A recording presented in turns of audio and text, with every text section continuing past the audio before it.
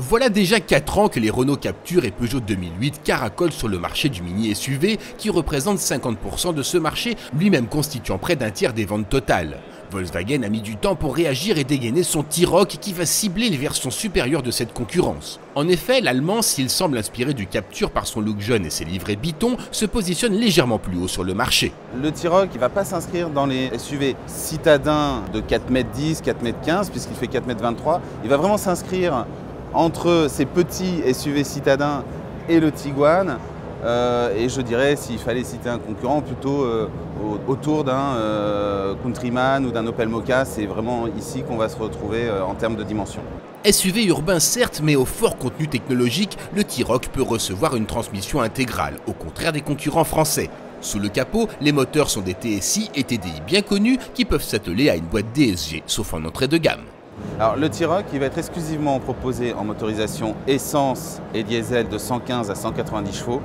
Et il n'est pas prévu aujourd'hui de faire une version hybride ou hybride rechargeable pour la simple et bonne raison que nous développons une plateforme exclusivement dédiée aux véhicules électriques. C'est cette plateforme qu'on appelle MEB chez nous dans notre jargon et qui a été présentée pour la première fois sur ID à Paris, donc cette petite voiture compacte de la taille d'une Golf avec l'habitabilité intérieure d'une Passat et qui est présentée aujourd'hui dans sa version SUV à Francfort avec l'ID Cross.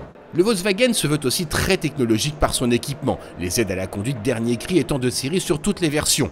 Un amortissement piloté est même disponible, de même qu'un haillon motorisé et un toit ouvrant panoramique pour illuminer les 5 passagers. Mais étonnamment, la finition intérieure des modèles exposés à Francfort tout en plastique dur a de quoi étonner chez Volkswagen par son niveau très moyen.